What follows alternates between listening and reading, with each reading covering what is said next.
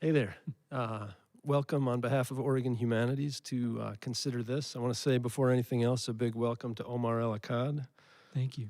Omar, thanks for being here. We are in a quiet Alberta Rose Theater, which is a halfway measure, and we want to say, first of all, a thanks to the Alberta Rose for hosting. We were excited to come back to live programming, and in a sense, we have come back to live programming in a sense, but it's also an empty theater, and thank you for joining online. So what we're doing is Omar and I will talk for about an hour, and then my colleague, Roselle Medina, will take the questions that you're sharing with us on the side of the broadcast, and he'll ask some of those to Omar for another section of the program after we're done with our first conversation. I want to say a quick thanks to a few organizations, and then we're going to jump in and start talking about the theme of the series, which is American Dreams, American Myths, American Hopes. And Omar has written a few books and a number of essays and articles that bear on this, from the most recent book, What Strange Paradise, to a book in 2017 called American War, and some other stuff that we're going to get into. I want to say a big thanks to the National Endowment for the Humanities, A More Perfect Union Initiative, the Oregon Cultural Trust, the Susan Hammer Fund of Oregon Community Foundation, the Standard, Stoll Reeves LLP, the Kinsman Foundation, and the City of Portland's We Are Better Together program for making this program possible, and a bunch of other things around the state. So just a big thanks to all of those organizations and people involved with them. I think I'm going to shift now, and we're going to start talking. Let's do it. All right, sounds good. I mentioned What Strange Paradise, and I mentioned American War, and I mentioned the theme of this series, which is American Dreams, American Myths, American Hopes. I want to start with a comment you made in a different place, and that's in a 2017 Globe and Mail article where you wrote about the United States. This is a country that prizes its mythology above all else. This is a country that prizes its mythology above all else. And I just wonder if you remember what you meant by that, or how it strikes you now. I mean, if I knew I was going to be held to account for stuff I'd previously written, I wouldn't have agreed to do this. I was not aware that I would have to explain my previous writing. Yeah. Thank you so much for doing this, first of all. It is weird as hell to be in an empty theater. Like, it is. And I just want to take a moment, if you're watching this, it's really hard to do anything that involves any logistics these days. And I don't envy you at all. Thank you for making this happen. I know it was supposed to be an entirely different format, an entirely different everything, and there really should be medals handed out to anyone who tried to make something like this happen during the pandemic. So thank you for having me. Thanks. I appreciate it. I got to know this country from a distance. So I was born in Egypt, but I left Egypt. My father had to get out of the country, and I grew up in Qatar, just a tiny little peninsula sticking out of Saudi Arabia. And Qatar, now is sort of pound for pound the richest place on earth. They have massive natural gas and oil reserves, but there was no local cultural industry. It's sort of a Bedouin culture historically, and so there was 2 TV channels when I was growing up. There was Qatar 1, Qatar 2. Qatar 1 was in Arabic, Qatar 2 was in English, and imported 2 TV shows from the U.S., MacGyver and America's Most Wanted. I have no idea why they picked those 2. But you got a very specific interpretation of what this place over there might be like. I understood America as a piece of mythology long before I understood it as anything concrete. I didn't move to this country until I was in my 30s. But you come to think of it as a certain set of possibilities. The primary one, the one at the top of the list, is that this is a place where you will be left alone to think what you want, to say what you want, to do what you want, which for someone growing up in my part of the planet is a huge deal, because you can't do that back in Egypt. You can't do that in Qatar. You say the wrong thing, and there are very real consequences, ranging from deportation to secret prisons and torture and never being heard from again. So in my head, I assumed that America was oriented around that, and that no matter what else I learned about America, it was always subservient to that. And of course, many years later, I came here and realized that A, I don't understand this country in the slightest, and B, that interpretation of life here is constantly colliding against the reality that you're not going to be left alone. That if you have the wrong skin color and you're pulled over, things might go very, very differently from what the mythology teaches you about the freedom to be in this part of the world. Or in my case, if you have the wrong ethnicity and you're walking through TSA, you're walking through security and you say the wrong thing, you're going to get a very different interpretation. And yet that mythology, that idea that you can be left alone, is so strong that it still resonates in my head. And it's still the first thing that I associate with America, even though I'm shown repeatedly that that's not the case. It's interesting because the way you started talking about the mythology that you wrote, Americans Prize Above All Else, was in a way from your perspective as someone who was not here. And I guess I wonder, now that you've been here for a while, does it feel like the mythology that you see, say, generated here in some deliberate or accidental way, does it depart from, is it different from the kind of you're going to be left alone, the one that you saw from Egypt or Qatar? Oh, absolutely. I mean, so when I first moved to Portland, my buddy Donnie and I wanted to go hiking, right? And we heard about this abandoned railroad track that sort of just runs into the forest, and that sounded like a really great hike. So we're driving through these back roads to try and get to it, and we're sort of horribly lost from the get-go. And at one point, we're on this dirt road in the middle of nowhere, and we just hear gunfire. And for some reason, we're like, hey, we should find out what's going on, instead of the rational thing to do, which is just throw this thing into reverse and get the hell out of there. Right. And eventually we come into a clearing on the side of the road where there is a makeshift firing range. And it's just a bunch of guys with guns, and they're just firing into, I don't know, plywood or whatever it is. And a couple of the sort of fake body, those things from the movies, I have no idea what they're called, but have printouts of like Hillary Clinton's face on them.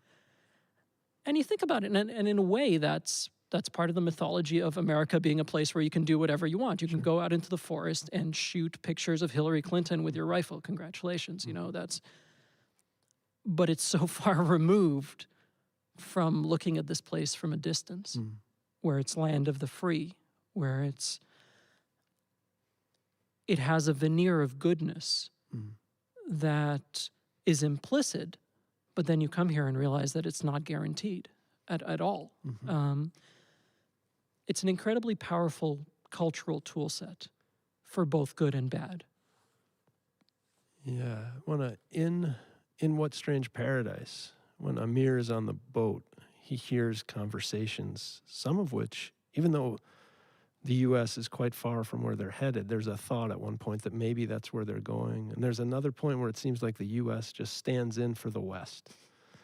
And I think Muhammad on the boat, who's a tough character and also speaks some kind of truths, it seems like, says something like, you think you're going to America? You think the story of America is the story you hear? Tom Cruise, McDonald's, all that horse shit. It made me start thinking about, like, again, this idea of the American dream, and whether, is it, from your perspective, is it the case that there is an American dream which has purchase internationally? Or is it that we who live here, because we're within the American dream, think, yeah, our dream, we're unique, we have an American dream? Or, like, have you found that in Egypt there was an Egyptian dream? Or in Qatar, a Qatari dream? Or a Canadian dream? I mean, we are talking about the loudest place on earth, right? And again, that's not necessarily a criticism. It just means that if you're in here, the extent to which you have to know about the rest of the world is not nearly as vital as it sometimes feels when you invert that equation. Mm-hmm. You know, what I learned about America from far away is almost certainly so much more than the average American learned about any world in which I grew up. Mm-hmm. And that's one of the central things, is that you go into it thinking, you know, what do I make of America? What do I make of this place, which has always felt to me, as at least since I came here, as many different places, Mm-hmm. you know, sort of in this uneasy alliance. And you think the most important thing is, what do I make of America? And then you realize, no. The most important thing for my survival in this place is what America makes of me. Mm-hmm. And suddenly you have to invert your thinking to figure out how this country is going to slot you into whatever container it thinks you belong in. And the reason I think of it that way is because for someone like me, you know, if I called you on the phone and told you my name was John Smith, you'd probably believe me because I sound like this. But also my name isn't Omar El Akkad. My name is Omar Muhammad El Akkad, and it's unpronounceable in English. And I'm Muslim, but I grew up, you know, I'm Arab, but I grew up on Western culture. And so I have to figure out very, very quickly in all my interactions within the American context, which one of those identity markers is this country or this individual from this country or this situation going to latch onto.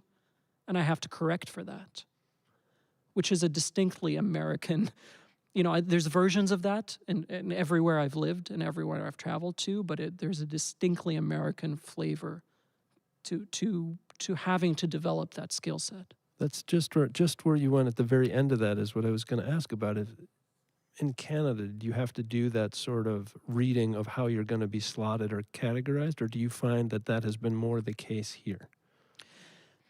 There's certainly overlaps, at least from my very limited experience. But there's also certain load-bearing beams of the mythology that are fundamentally different. So in Canada, it's the mosaic, the idea that Canada is a mosaic of different cultures, and you go to a place like Toronto and you see that, you see this idea.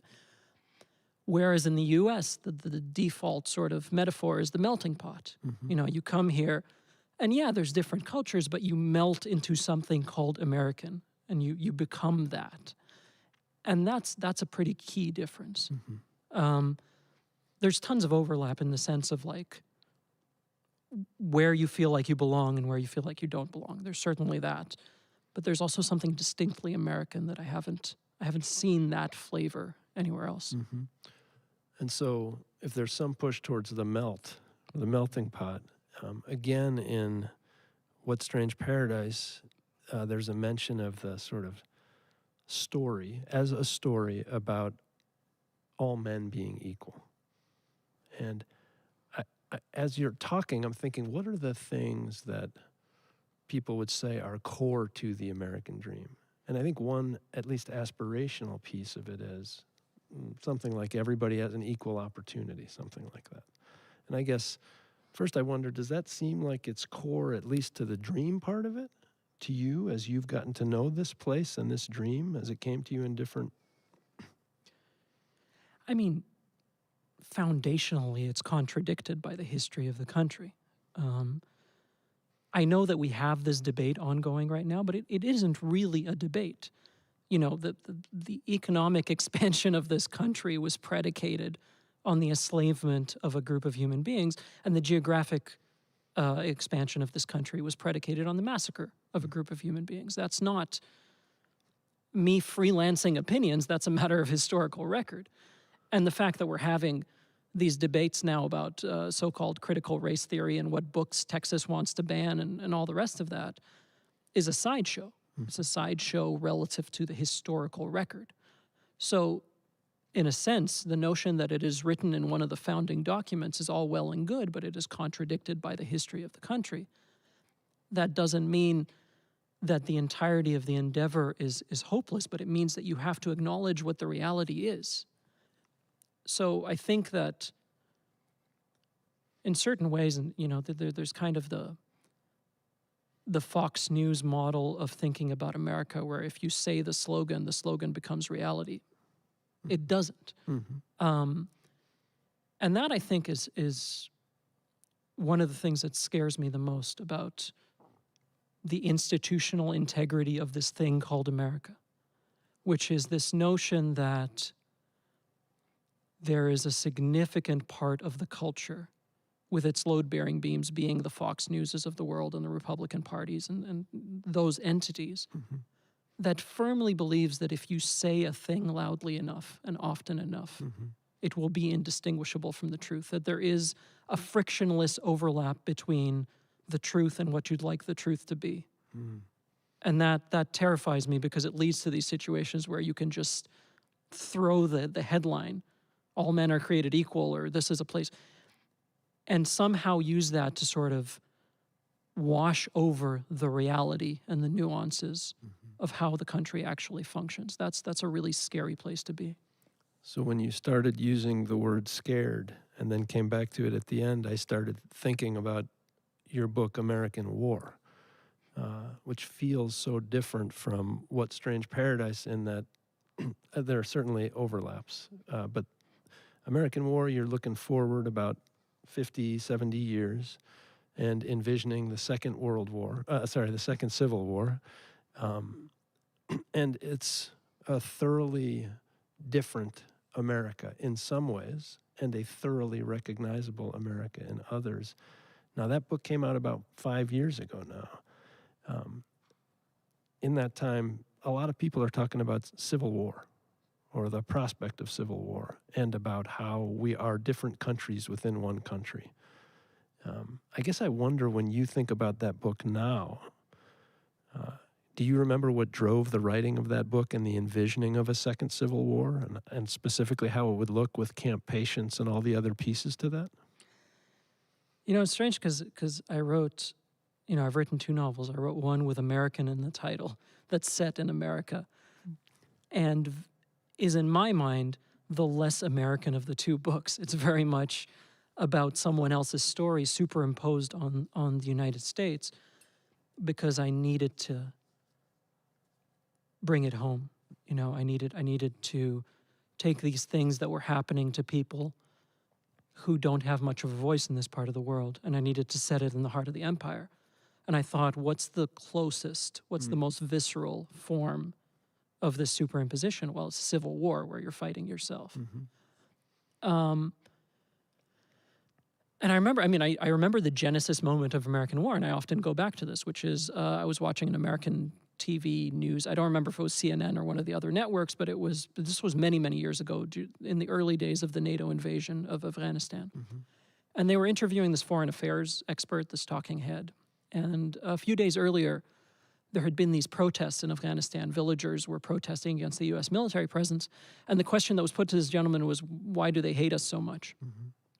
And in his answer, he said, well, sometimes the special forces have to go into these villages and conduct nighttime raids looking for insurgents. And when they do this, they will often ransack the houses or hold the women and children at gunpoint.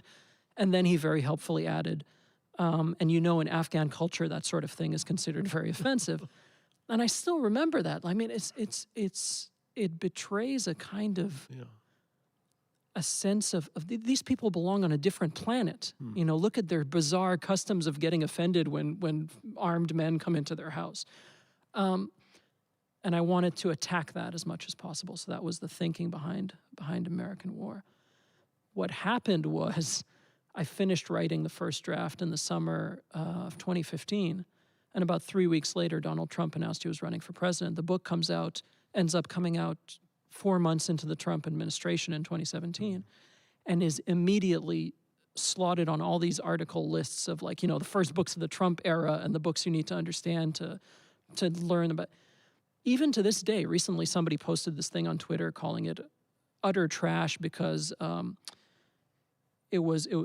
this person had read it as a piece of pro-Trump propaganda, because the states that secede in the book are, Mississippi, Alabama, Georgia, and it's called the MAG. And he was like, MAGA, this person's pro-Trump. And you're not going to reach out to everybody on Twitter and be like, I swear to God, I wrote this book before any of this happened. I don't think that I predicted anything. I don't think I intruded on reality. I think reality started to intrude on the fictional, and that's why that book has had a strange kind of life and a strange kind of resonance in whatever America has become since it came out. It's interesting what you say about the funny MAG, almost MAGA, because I think that book, my guess is one of the reasons that book resonates is because it's kind of the American nightmare. I think it touches on like America losing its international power, so ceasing to be an empire. Our trouble with natural resources turning into trouble with each other, where it starts with fossil fuels no longer being of value, and then pretty soon there's scarcity that drives us to go after each other in ways we maybe had started to, but it elevates it. And then that the country is so split in familiar ways. And all of those are detectable currents right now, so that it feels like 2075. Maybe the hopeful part of American war is that it took that long. I've been criticized for that now, like of casting it too far. Yeah, there was an article a couple of days ago, I think, in the Washington Post talking about how fashionable it's become to write about, Civil War scenarios, and saying that the least fashionable thing about my book was that Really? it cast forward 50 years. Yeah, I was thinking a little bit about, when I first started thinking about this conversation, when you first reached out to me about, of all of those kinds of scenarios. And it is fashionable to talk about that right now. And that's as a result of where the country is. Yeah. But the one, of all the ones that come to mind, the one at the very top, the existential threat that scares me more than any other, is that you have a society that its every vector is oriented away from the communal good and towards the individual good. And that's a function of capitalism, it's a function of the free market economy, it's a function of the mythology of coming here and being the self-made man and the Rockefellers of the world and all the rest of that. But every vector, in terms of institutional, societal, seems oriented away from the communal good and towards the individual good. And we are colliding against a moment in time where the scariest things that are happening to us require a response that orients those vectors in the exact opposite direction, away from the individual good and towards the communal good. Please put on a mask. Yeah, okay, it's for you maybe, but it's also for all these other people. Please get the vaccine, it'll help you, but also there's a bunch of people here who are more vulnerable than you. Please do it for them. And setting all of that aside, we're in the middle of a pandemic right now where we're talking about these individual actions as opposed to institutional actions or things the government can do. Same thing with climate change. Hey, we have this thing that could possibly wipe out the species. Recycle better and bike more and do those things. There's a bunch of companies over here that are contributing to this problem more in a day than you will in several lifetimes, but please, go organic or do the thing that you need to. Because, again, we live in this society that has so tailored everything towards the individual good that I don't know how we solve these coming problems that are cataclysmic and require a communal effort. They require the exact opposite of so much of what culturally forms the bedrock of the society we live in. It's interesting, the cultural bedrock or the the sort of core beams that you were talking about before, and the first one you mentioned, the leave us alone, which feels like or the capacity to be left alone, which feels like kind of the individualistic ethos or the individualistic story, barely put. But it's a story. It's a constitutive story. It's a story we keep building on, and you're saying it may be an especially harmful story given the scale of the challenges we face. And I want to ask you about how constitutive stories get changed. And I ask that question with a couple of the moments in What Strange Paradise in mind, especially the one where there's one guy on the boat who again, Muhammad says to him, you know, you can tell how well people are going to do when they make this crossing, not by anything they say, but by what they bring with them. And you're in trouble because you're bringing a book. And the people with books, they don't do so well. So I guess I want to ask you, as a storyteller, how do you change the story? Do you have hopes for the possibility of changing the story from an individualistic story to a more collective story? I sort of have to keep doing what I do, right? And even if it's full-on delusion, I have to believe that there's an element of change that's possible. But also I have a kind of statistical and anecdotal evidence-based to look at the stories that I can go into a bookstore right now and pick up that a decade or two ago would have never gotten any sort of institutional traction. They wouldn't have been considered worth telling because the gatekeepers are of a particular worldview, and had that not changed or been diversified, those books would have never come out in the first place. So I have some evidence base to suggest that this is possible. The problem, again, is that, you know, individually, as an individual writer, I'm sort of throwing pebbles into the ocean. And I have to, because of the stuff I write about, I have to convince myself that it is possible that these stories are going to change someone's worldview, or they're going to cause them to think about something in a way they haven't before, or consider somebody as human that previously they might have thought of as only scenery. I have to believe that. So there are two functions of this. One is pure delusion, pure self-delusion, that I have to, whether it's real or not, doesn't matter in the slightest. In order for me to keep writing the books I write, I have to believe it. But the other is real, tangible change in terms of what kind of stories get told. And I think the other way that you can identify that that is happening is this deranged knee-jerk reaction now, where people are going back to a mode that historically has been associated with the worst crimes that we are capable of as a society, which is banning books, getting rid of information.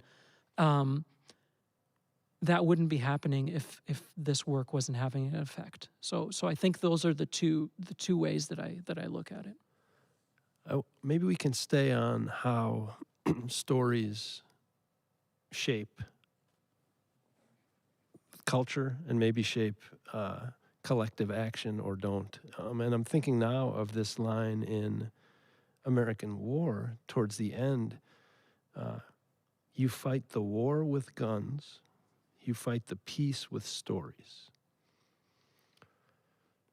So I remember reading that the first time and kind of sat with it for a while. And then as I've been reading that line again more recently, I was thinking,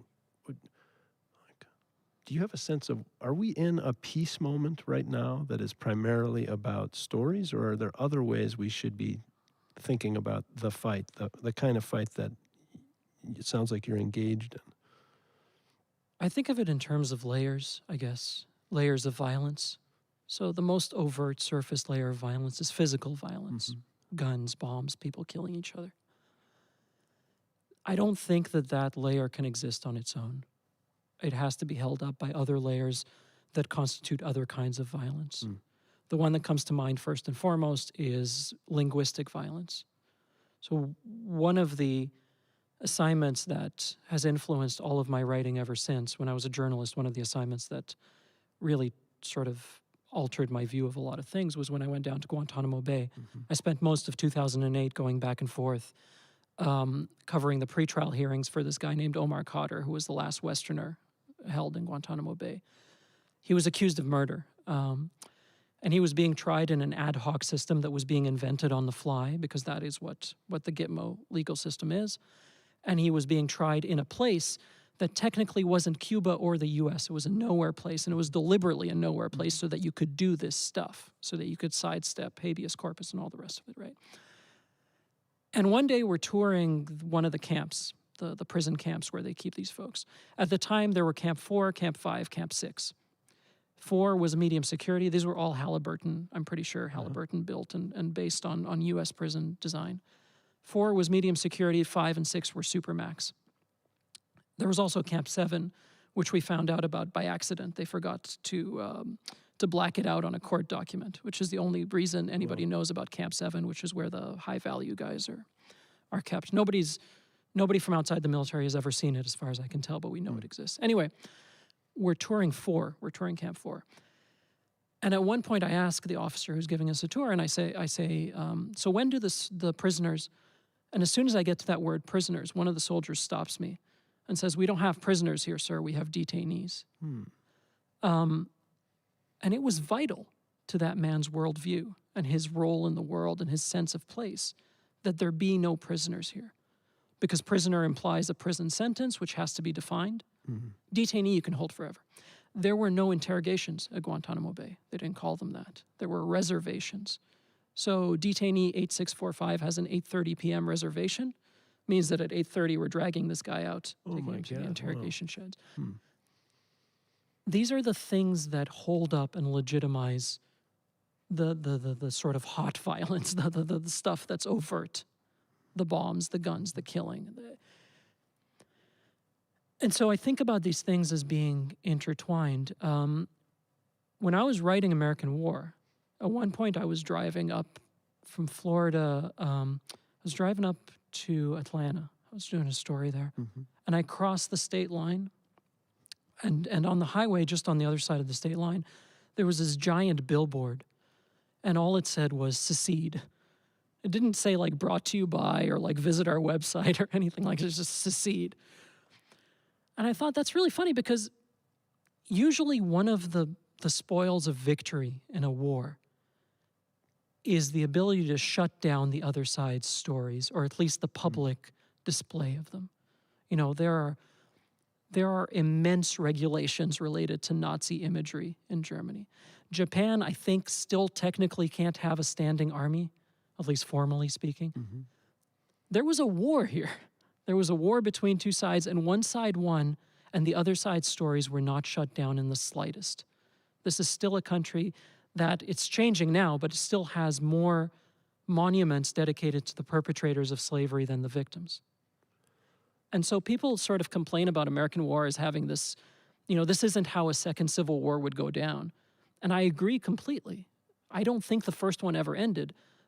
So it's hard to think in terms of a second one. And the reason the first one didn't end is because the stories were left untouched. So it's both interesting, and it's interesting to think of what the implications of that understanding are. Just the idea of shutting down stories is an interesting one, and tough to hear, maybe because of what you said at the outset about sort of the founding myth of being left alone, and then to think, well, these stories are okay and these stories are not.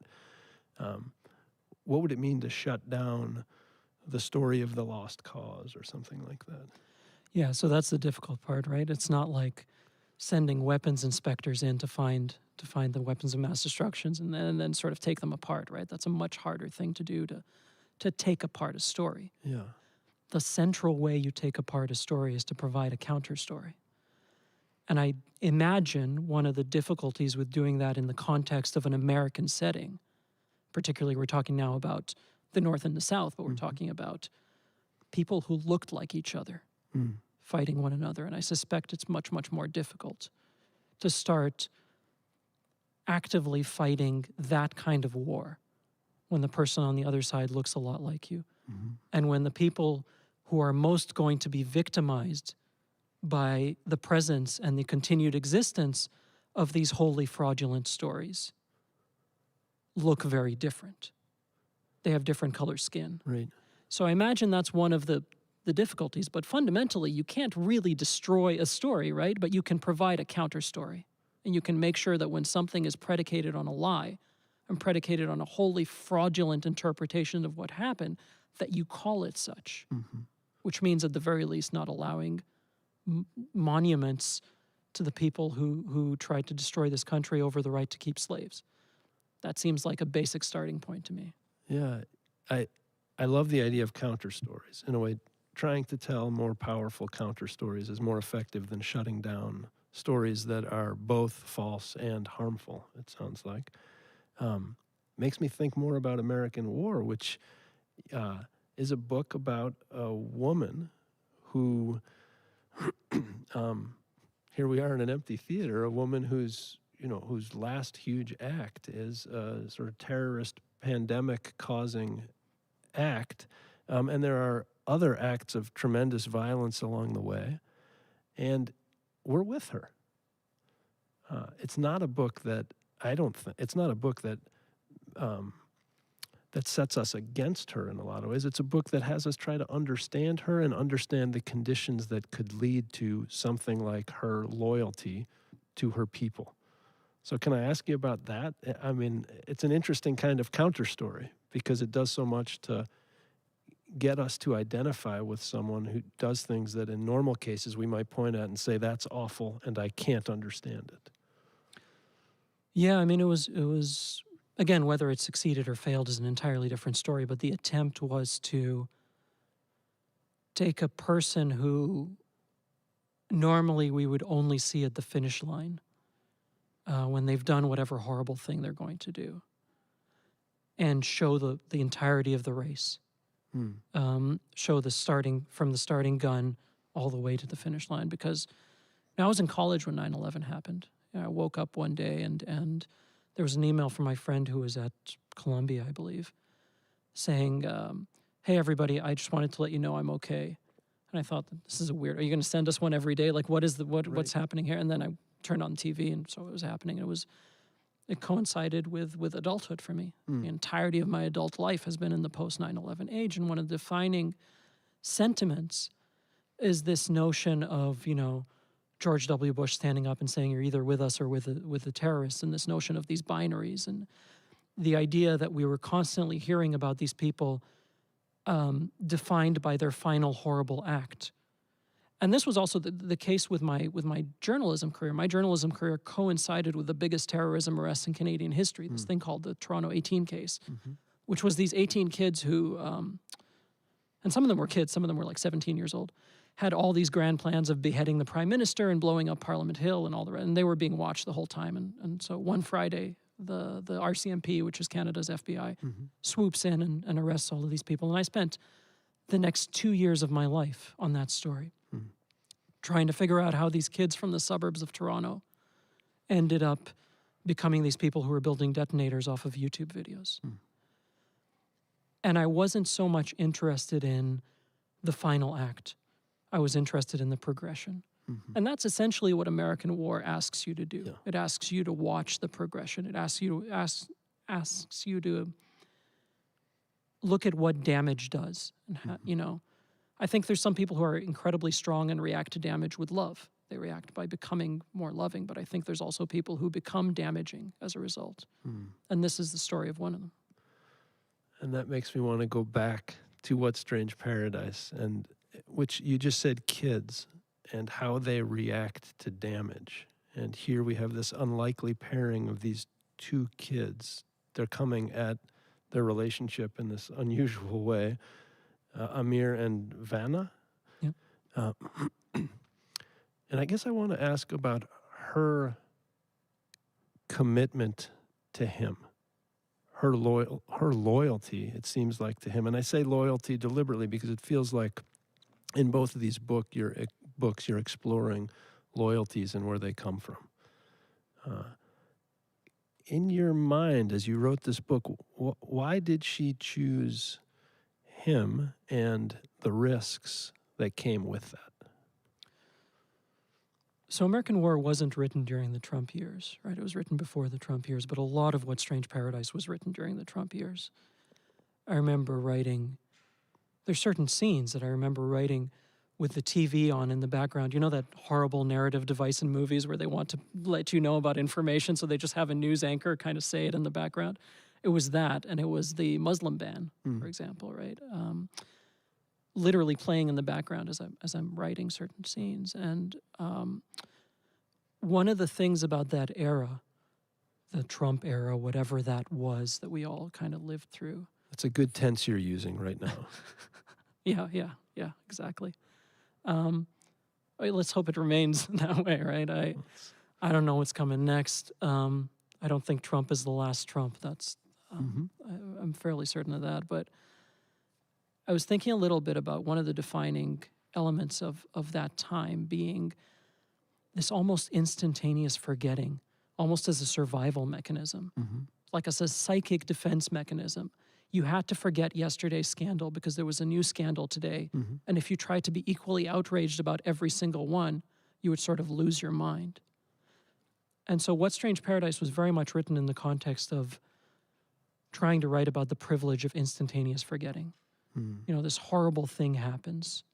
A migrant ship goes down and we see the pictures of the bodies. And my Twitter feed is full of people being outraged and how could we let this happen? And then within 24 hours, something else has happened.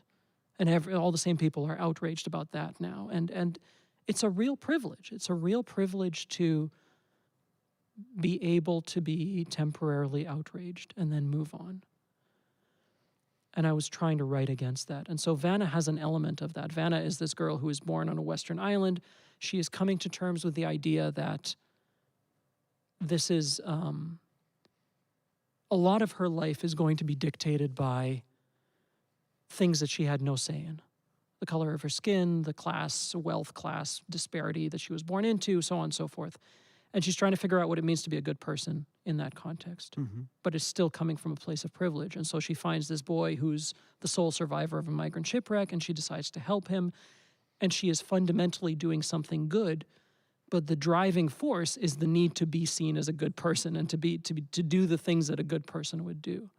And so I was writing against that idea of all of those privileges, of instantaneously forgetting about some horrible thing that happened because a new horrible thing has happened, and setting up your own goodness as the primary target to work towards. It's interesting because when I read What Strange Paradise, I don't think I fully understood why Vanna was doing what she was doing, but by the end of it, I started to think it was not about her sense of herself as a good person that was driving her primarily. I thought it was something loftier. And it was especially the exchange at the very end with the ferryman, where he says, there's room for one. In other words, only for the boy. And we don't take locals. So you can't come, girl, Vanna, you can't come, you're a local. And she still insists that she's going to go, in part by saying, I'm not of the place I'm from. And then there's one more line after that when he says, it's not your problem. And she says, right. And both those lines made me think she's arguing with the idea of loyalties that are set up most of the time. She wants to see a different kind of loyalty. So I want to ask, was that deliberately what you were doing? And in a way, what I'm asking is less about the choice in that part of the book than about where loyalties should come from. So, it's a really interesting question. Nobody's asked me about that particular part of it because there's a chapter earlier. The book is divided into before and after chapter, and the previous after chapter is Vanna doing something, committing an act that is sort of borderline physically impossible, right? And that's, the book to me is a reinterpretation of Peter Pan, and there's a reference to Neverland in that particular moment when she does this. And who she is after that moment is a slightly different person. And then there's the immediate chapter after, the final chapter of the book, where that's sort of structurally what the book is becomes apparent. Yeah. I'm one of those people who doesn't have a very good answer to that question, where are you from? I was born in one place, I grew up in another, I'm a citizen of 2 countries now, I just got my American citizenship during a very bizarre citizenship question. I don't know how much you know about these things, but they sit you down and they're like, so everybody's done a little human smuggling. Have you ever done any human? It's like 20 minutes of just like, have you ever kept someone from practicing their religion? Have you ever murdered? And it was terrifying. It was it was very scary.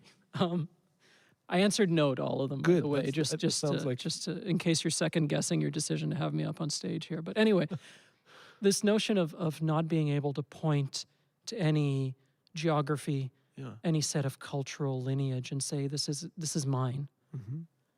runs through a lot of the characters in my stories. And that has to do with your question about loyalty. I have never once thought of my loyalties as having anything remotely to do with the nation state. I don't care in the slightest about borders. I consider my relationship with the nation state to be purely a business relationship. Mm-hmm. There's a certain set of rules I have to follow, and this is what I get in return, and so on and so forth. I've never had that kind of nationalism, patriotism. It's just not me. And that's not a criticism of somebody who bases their entire worldview on that. And some of my favorite writers are people who marinated in one spot, and they told the story of that place to a certain depth that I will never be able to reach because of the kind of life I've had. So when you talk about the word loyalty, it's a really interesting question to me because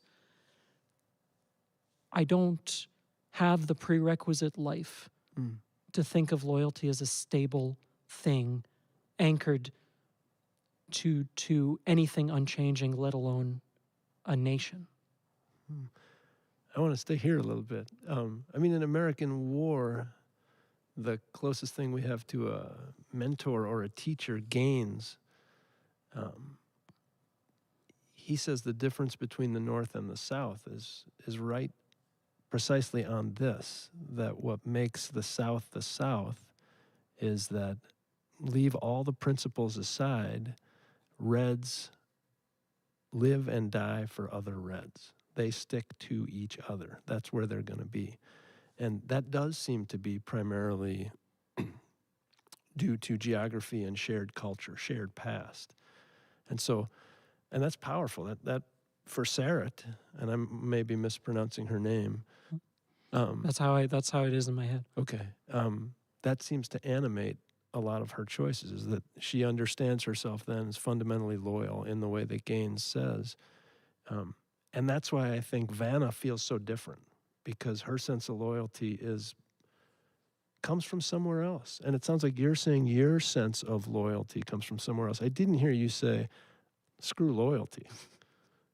Instead, it seemed like you were saying there are other reasons for loyalty. And I guess, can I push you on that a little bit? What leads to feeling a sense of loyalty, and to what?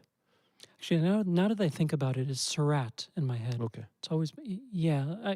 I've had every possible interpretation of that name. Yeah, I think for me, when I think of home, when I think of what home is, I very rarely think of a place. Home for me is relational. I think of relationships as designating what home is, where I feel most comfortable. I'm thinking of something like Naguib Mahfouz's famous phrase about home. Home isn't necessarily where you were born. Home is where your attempts to escape cease. And so my attempts to escape cease on relational terms. There's never been a place I've lived in that some part of my head wasn't thinking about getting out of. And that's probably going to stick with me for the rest of my life. And so these characters, when they think of loyalty, it's a relational thing, because in large part, home is becoming a relational thing. In some cases, it's physically taken away from you. In some of these stories, you have situations where you can't live in the place you used to live. You're forced out. In other places, you feel ill at ease in your environment. You feel like something about me doesn't fit with this place. And so you end up developing a relationship with a negative space, the absence of a home. And that's certainly been my experience. It's not the right one, it's not the wrong one. It's just a function of the kind of life I've had, that when I think of home, I think of particular situations, I think of particular relationships, I think of particular memories that taken together constitute home for me. I certainly don't think of a location. And primarily interpersonal relationships, it sounds like. Yeah. One of the weird things about my formative years were in Qatar, right, which is a place that I could never get citizenship in. They want to protect the oil wealth, so they don't hand out citizenship. So I was never going to sort of be of that place. There was a hard ceiling on how much I could claim any kind of ownership of my space there. but it's also where I lived from 5 to 16, which are some pretty formative years, right? Like they sort of shape you. And the thing about Qatar is that if I go back there right now, it is borderline unrecognizable to me. There's so much wealth and so much construction. The place where I had my first kiss is now a giant Four Seasons. The place where I learned to like and drove a car for the first time is probably another Four Seasons. Like who the hell knows? But it's if I had based my relationships with geography as my underpinning for home, even if I had taken that kind of attitude, that place doesn't exist anymore. It's gone. And that feels like another part of an argument you're making in both of these books and in other places, is that stuff goes away. We don't even realize how much stuff could go away, and that actually what's happening with climate is going to make things go away even faster, and it's going to make stories go away. Stories about places, stories about who we are. Can I ask you again about, I want to ask about stories as we move towards winding up this part of the program. There are, again, a couple points where it sounds like stories, they're not going to do anything. Like, how do you decide this is the kind of story that I hope is going to last? How can I make a story that's going to help shape a larger story and stay around a little bit? I think of a couple of answers or a couple of avenues for that answer. One is on a technical craft level. I have to reach beyond what my skill level allows me to do, which is why I write these novels that are very easy to legitimately criticize. I need to feel that sense of uncertainty that I've gone beyond my grasp. So just on a sort of narrative level, on a technical level of writing a book, I have to feel that. On the other side of it, I have to feel like I need to say this. This isn't, there's a difference between, I want to be a writer and I have some other reason. I have some other reason for doing this. I have something that if someone gave me a megaphone in the world's ear, I would say this. So that has to feel like it's there. But you talk about this idea of sort of, what a story does, and particularly with fiction, there's a really insidious quality to fiction in the sense that when it does do something to you, you can almost never see it coming. Like I read a book about Chernobyl recently, and now I can walk into any cocktail party and talk about how the core reactor at the moment of meltdown was as hot as the surface of the sun, 5,000 degrees, and great, I know what it's doing to me. But it took me years to figure out what Song of Solomon had done to me in my thinking about names and the power of names and the relationship between names and agency. It's a very insidious thing, and that makes it powerful in a way that's much harder to sort of frame. But when it does do something to somebody, that something is profound. So now I'm thinking about another character on the boat in What Strange Paradise, and maybe this is a place we can move towards closing our conversation and invite questions from Roselle via YouTube.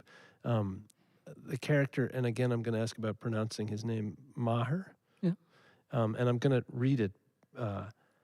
He's arguing with Muhammad, who, again, Muhammad seems like the voice of crude reality often. And Maher says, one should try to believe in things. And again, he's a literature student, and he's from Gaza. So these words in this man's mouth, one should try to believe in things, he said, even if they let you down afterward. So I read that sentence a bunch of times. One should try to believe in things, even if they let you down afterward. And I wanted to ask you, maybe as we move towards the close of this first part of the program, is America something one should try to believe in, even knowing we're likely to be let down?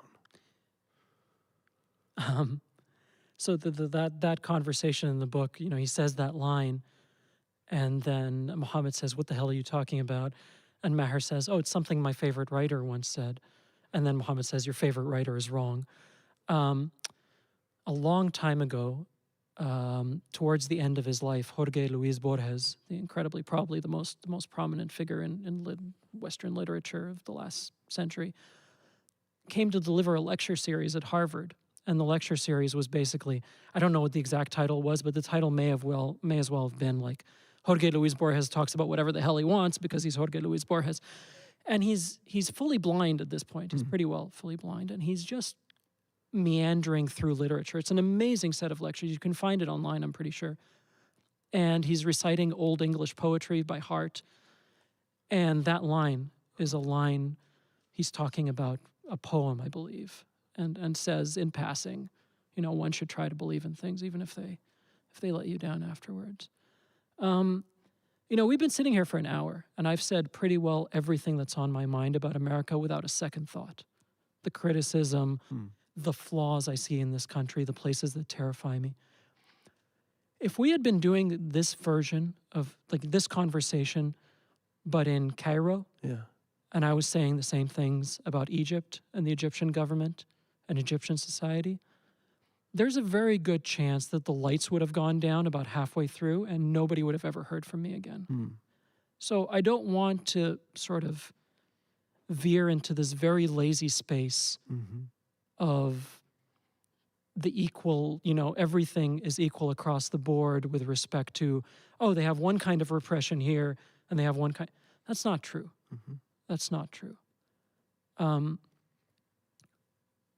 James Baldwin talks about, it's one of many famous quotes of Baldwin's about this notion that it is precisely because you love this country that you insist on your right to criticize her. I don't know if I love this country or any other country, but many, many years ago, I was indoctrinated with a particular story about what this country could be. And my belief in that story and its negation of the kind of intellectual and psychological and emotional corseting that I felt growing up on the other side of the planet, this sense of not being able to say, that is of such overwhelming power for me that I will believe in what this country could be to my dying day, even though every morning I wake up and am faced with evidence that the exact opposite country exists. So that for me is what drives my thinking about this country, about America. The mythology is fascinating to me, but I will always operate as a writer about this country, as a thinker about this country, in the chasm between what I was led to believe this country was and what it actually is, and how to possibly navigate from one to the other. That's never going to go away. Thank you. A lot there. And now we're going to shift a little bit. And if we were in person, we would be inviting everyone here to eat some food, line up and ask some questions. What we're going to do instead is we're going to try to have my colleague at Oregon Humanities, Roselle Medina, ask some questions of Omar that come from you on YouTube or other places. And we're going to try it by having Roselle come up on stage. Hey, Roselle, how's it going? Good. So please keep asking questions as you have them, and we'll try to keep up. And Roselle, thanks for taking this on and speaking for folks that are not in the room. Well, thank you, and thanks, Omar. It's an honor to talk with you and an honor to be the voice of our audience, especially knowing what a beautiful audience we have. So I'm going to resist the temptation to do different voices for every question, and I'm also going to resist the temptation to do my radio voice. Unacceptable. No, different voices. Please. Yeah. All right. We'll start with Christopher Walken then. No.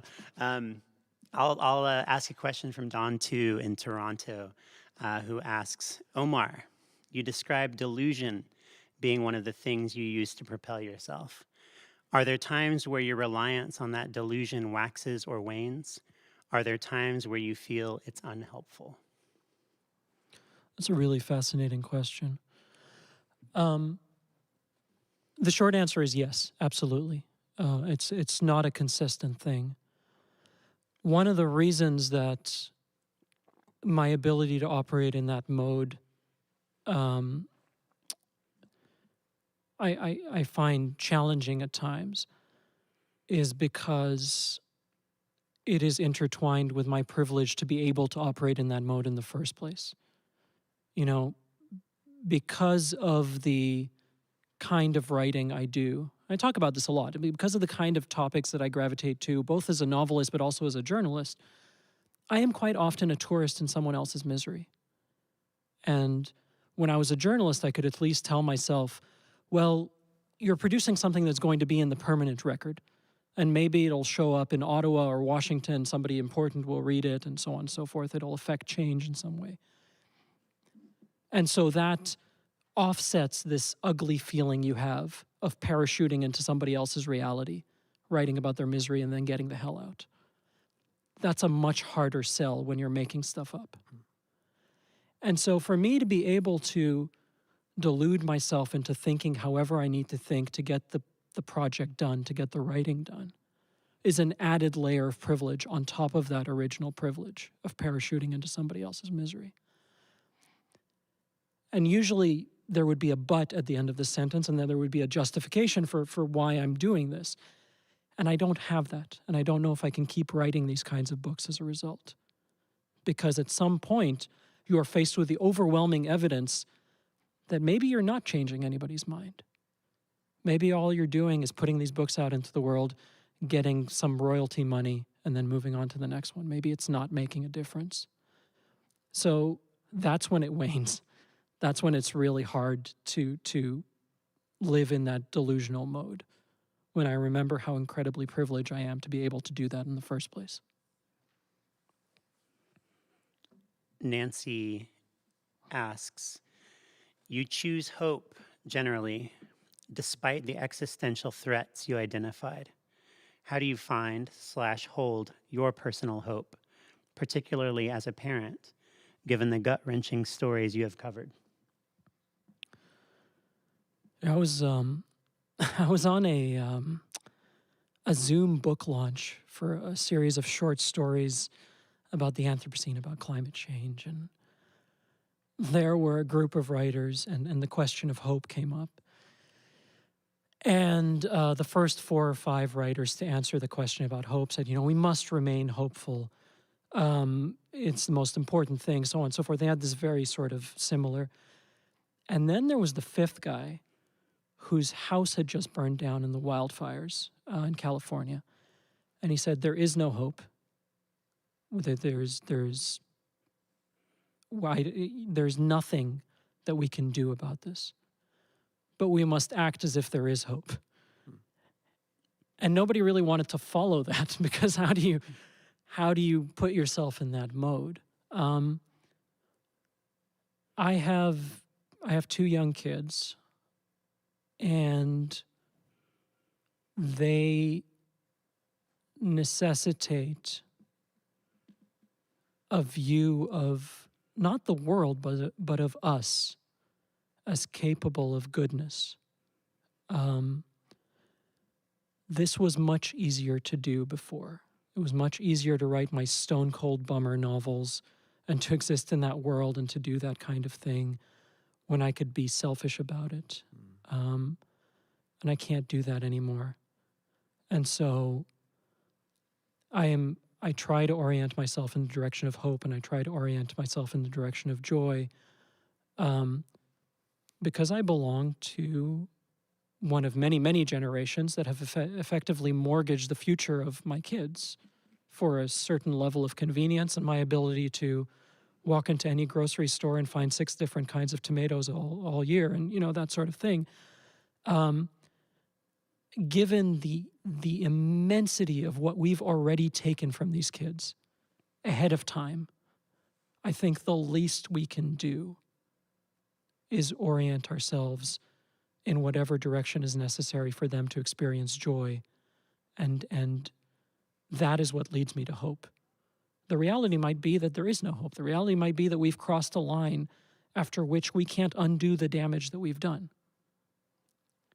But I don't have the privilege, I haven't earned the privilege to fall into that hole.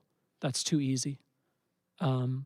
It was easier to believe that I could do that before I had kids. That's the difference now as a parent, which again is not the most reassuring thing in the world to talk about it this way, but it basically boils down to what that guy said. Maybe there is no hope, but we don't have the right to believe that. We have to act as though there is. Yes. Thank you. Rachel asks, first says, "Hi, Omar. Can you expand on this quote from What Strange Paradise? Have you ever tried to be kind to someone better off than you? How do kindness and power dynamics interact in life and in the book?" Thank you for that. A lot of the book is about the fundamental asymmetry of kindness.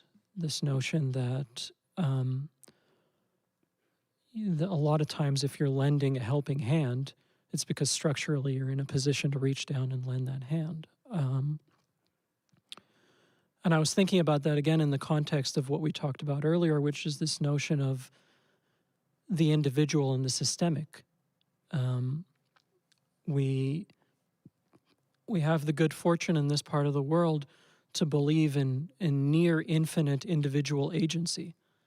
I don't know how many times I've turned on the news and, the last item on the news is, and here's a heartwarming story. This school teacher had cancer and couldn't afford the treatment, so these kids sold a ton of lemonade, and now she's getting the treatment, and it's presented as this heartwarming story. And I was just like, no, this is dystopian. This is more dystopian than anything I've ever written.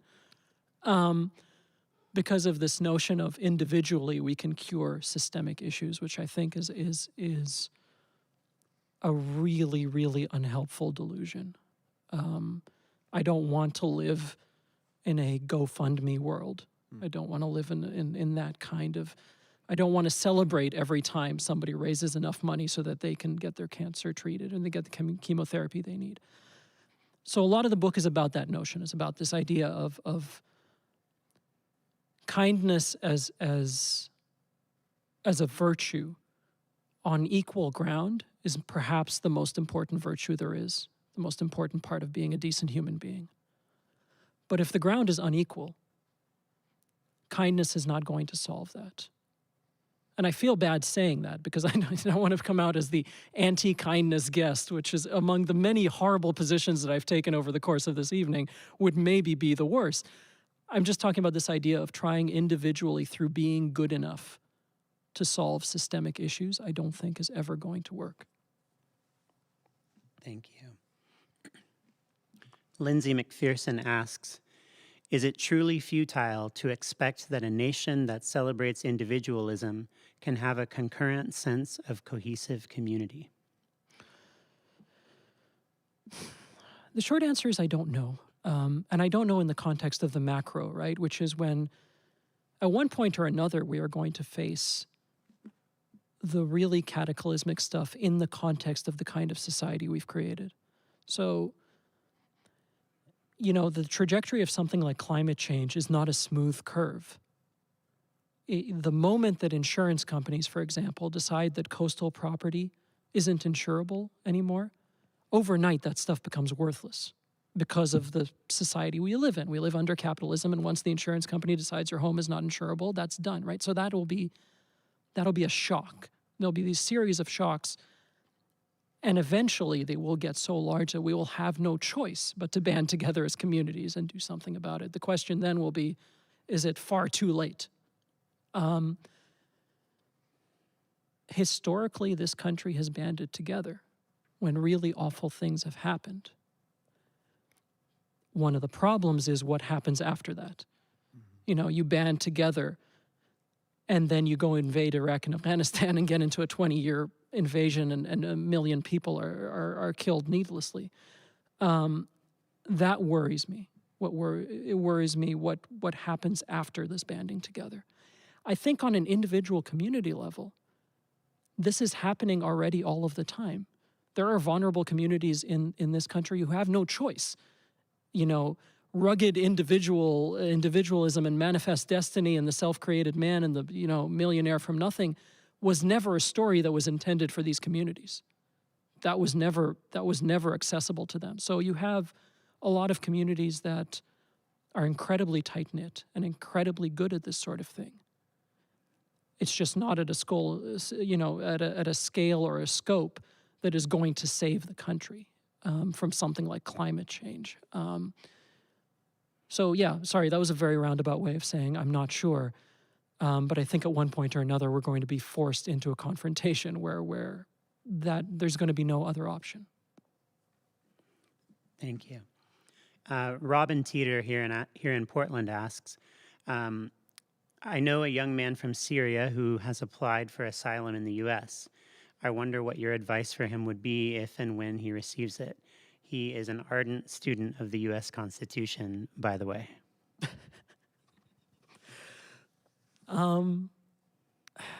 Is he coming to Portland? Get one of those, what are they called? SAD lamps. It's like gray here for like, anyway, sorry. I think we talked earlier about this notion of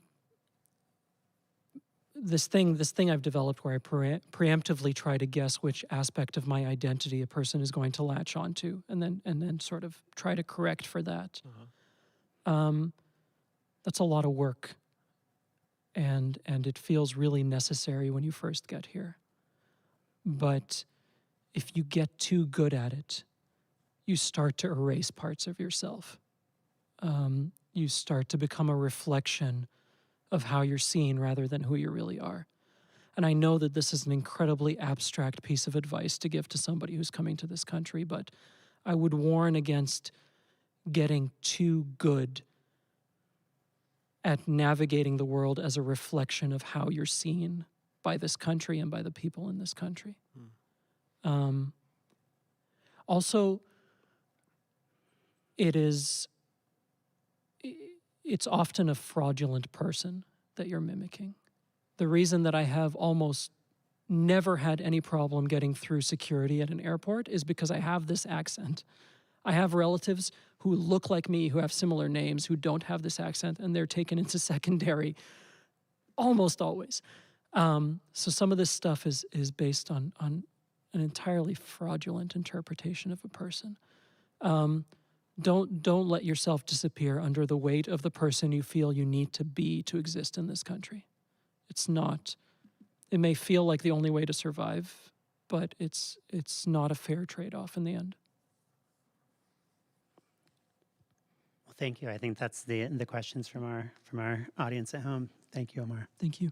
Roselle, thanks for bringing those questions up here. And Omar, thank you for taking the questions on as you have. Thanks also to those of you that wrote in with questions, and thanks for joining us. I guess we're going to close. Last couple comments. One is I want to say thank you for how much of yourself you bring to what you write and to the way you speak to hard questions and also lousy questions. You have just and I'm talking about mine now. I thought the questions that came in were excellent, but the way you're really bringing all of yourself, I think, authentically, in the way you just talked about, to bear on these questions. And it's not easy to do, and I think it requires a lot. We're all better off for it, and I want to say thank you for that. Thank you so much. I really, really appreciate it. Yeah, and I appreciate your generosity, too, in working through this kind of strange hybrid event with us. And I do want to say to those folks that are with us that in March, we have a couple more Consider This events, one online with Robin Wall Kimmerer and one right here in mid-March with a few people talking about comics and the American dream. And then again in May, we'll have another event right here thinking about love and the American dream. I think maybe a barbed version of love and the American dream, which I look forward to. And there are lots of other events that Oregon Humanities is working on, including some that Roselle is facilitating through So Much Together and conversation projects around the state. And we're trying to get stories out that explore the kinds of themes that I think Omar is talking about too, through our magazine and our Beyond the Margins and a new podcast called The Detour.